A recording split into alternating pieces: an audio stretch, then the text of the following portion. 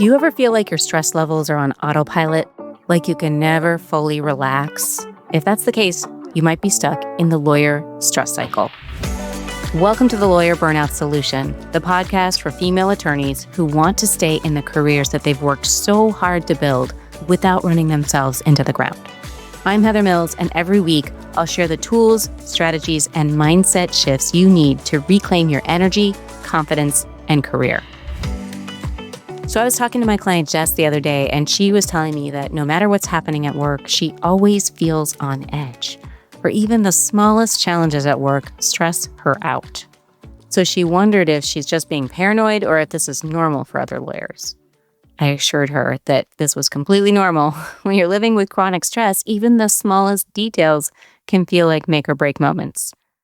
Has this ever happened to you where you find yourself completely paralyzed by a tiny task, something that shouldn't matter, but suddenly feels impossible?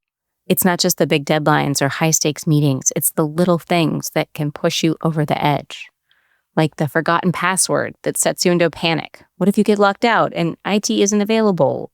Or the message from your boss that says, "Can we chat?"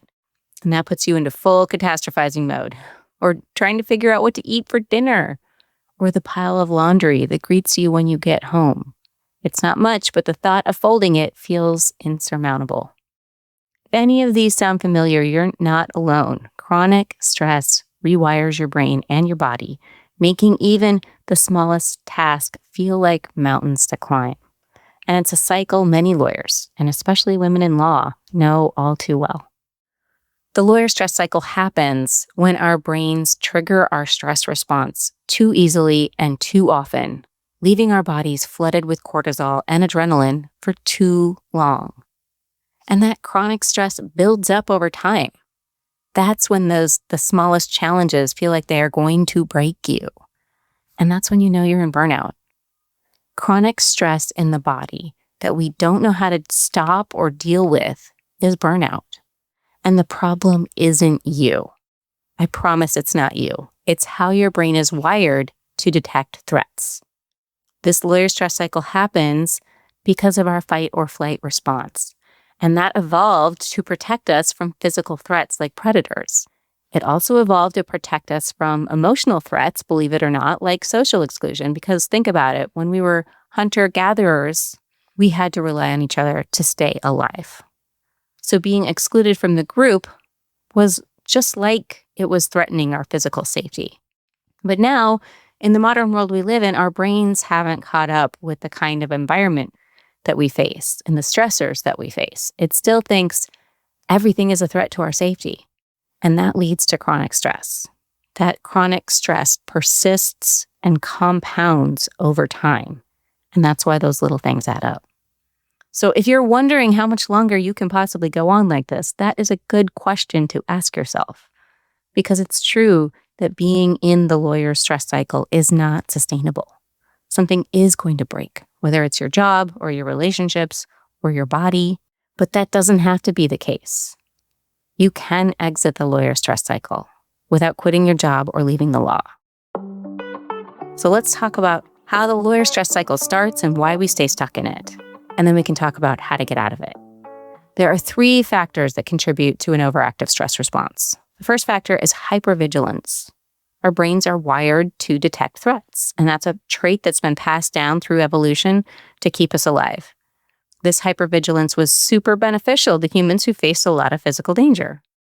Today we don't face that physical danger. We're sitting in multi-story office buildings where the most physically threatening thing is getting on the elevator. Or we're sitting at desks in our home offices where the biggest threat to our physical safety is running out of coffee or tripping over the dog. But our brains are still wired like our ancestors, always on the lookout for threats. So an overflowing caseload might feel as life-threatening as being chased by a lion. Or having a micromanaging boss might feel like you're about to get kicked out of the group. Except instead of losing your spot by the fire, you're worried about losing your job. This hypervigilance comes from the oldest part of our brain, the amygdala. It doesn't care that you're overly stressed or overwhelmed or on edge. It doesn't care that you're miserable. It doesn't care about your happiness at all. Its only goal is to keep you alive, and it's doing that really, really well. So that's the first thing that contributes to an overactive response is our brains are wired for this hypervigilance. The second factor is our negativity bias. We focus more on negative experiences than positive ones, which can amplify our stress. Our brains are wired to pay more attention to what could go wrong rather than what's going right. And I don't need to tell you this. We lawyers are known for this. This is what we do. And I'll tell you firsthand that bringing that negativity bias into your personal life and even into your career beyond where it's really, truly needed is a ticket to burnout. This negativity bias, it gets reinforced into us in law school and then just continues to get reinforced throughout our legal careers if we don't manage it in our own brains. We're constantly scanning for problems that could happen in the future. That's part of what we do as lawyers. But the problem is we ignore all of the good things in front of us and how capable we are of responding to challenges. So that's the second factor, our negativity bias. The third factor that contributes to our overactive stress response is self-criticism. Our own thoughts about ourselves can be interpreted as threats. So as women, we are socialized to believe that we're not good enough and to criticize ourselves for not meeting society's impossible standards for women. So then our bodies tell us that it's not safe to experience this self-judgment, criticism, and rejection, or to feel that shame that results from those thoughts. Our brain is experiencing those thoughts and emotions as threats and telling your body that it's not safe, that you need to get away from those thoughts and emotions. And that triggers the stress response, and it continues to get triggered. So one of my clients and I were just talking about this the other day about how our self-criticism is something that we want to get away from. It feels like wanting to recoil from yourself because it's so painful to feel that. When I was in the thick of burnout, the way that I got away from myself and my relentless self-criticism was with Netflix and a pint of Ben & Jerry's. We all find ways to numb out when we want to avoid these negative feelings and don't know how to manage them. So that's the third factor that contributes to our overactive stress response, self-criticism. So let's recap. I shared 3 key factors that contribute to an overactive stress response.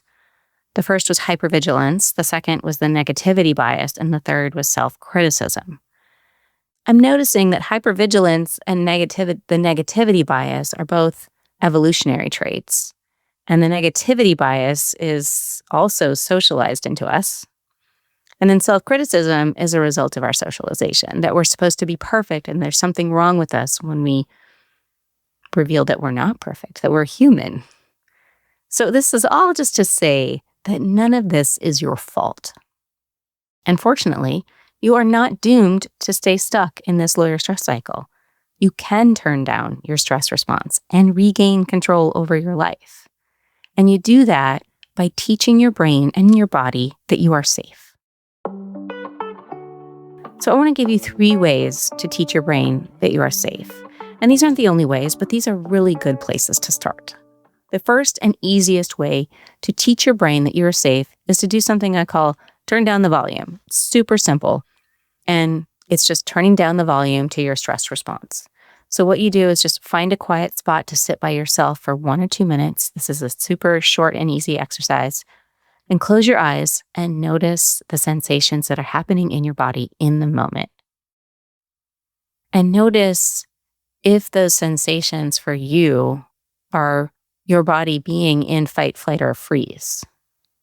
So fight might feel like anger, frustration, annoyance, like you just snapped at your kid or your colleague, even though you didn't want to or mean to. Flight might feel like wanting to run away or hide, just to get away. It's that recoiling feeling. Freeze might feel like overwhelm, not being able to do anything, just being paralyzed in the moment, so overwhelmed that you just can't figure out what to do next. So just notice if any of those sensations feel familiar. And if you are in that stress response, or is one of those kinds of stress responses, you just put your hand to your chest and ask your body to turn down the threat response and to ease off, to let go. Surprisingly enough, this really works. Because when you recognize that your body is in fight or flight, and then ask your body to turn that response down, it can be enough to just bring your stress levels down a bit. The second way to teach your brain that you are safe is to increase the number of positive thoughts that you have about yourself. You probably don't even realize how negatively you're talking to yourself. You've been socialized to believe that you're not good enough, that there's something wrong with you and that you need fixing. But none of that is true.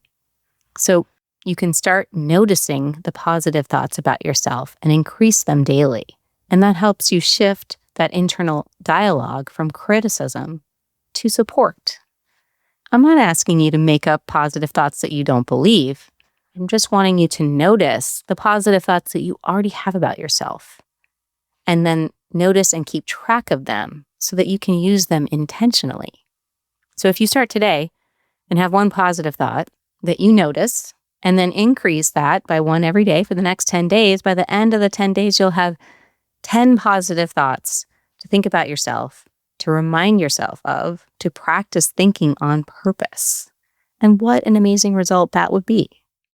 The third way to teach your brain that you are safe is to reinterpret the challenges that you are facing in your workplace, not as threats to your safety, but as manageable challenges. Remind yourself that you've managed these kinds of things before, probably countless times. And ask yourself, well, how do I want to react to this challenge this time?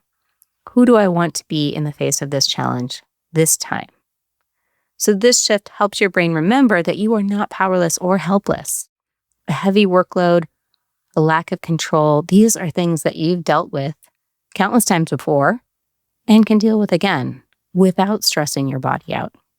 What's really important is the relationship that you have with yourself in the face of these challenges. Who are you being and how are you treating yourself when you face these challenges?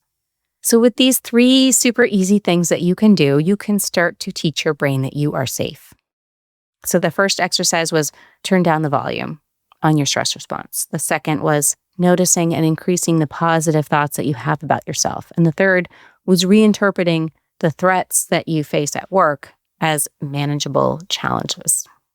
So what I hope you take away today is that when you're in the lawyer stress cycle, your brain is triggering your stress response too easily and too often, but it's not your fault.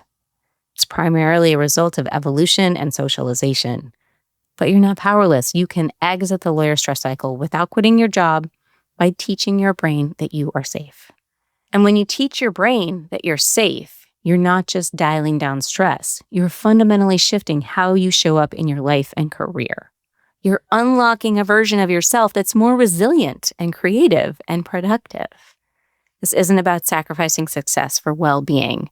It's about achieving both simultaneously. If you want to hear more strategies about how to thrive as a lawyer without burning out, follow or subscribe to the podcast on your favorite app so that you can stay updated on new episodes and new insights. Share this podcast with other lawyers you know who could benefit from hearing it, whether they're dealing with chronic stress, feeling overwhelmed, or navigating burnout. By sharing, you'll help spread the word, help spread valuable information, and support your colleagues in their own journeys toward being happy, healthy lawyers. It's truly possible. That's it for now. Thanks for listening, and remember to be kind to yourself this week. I'll see you next week.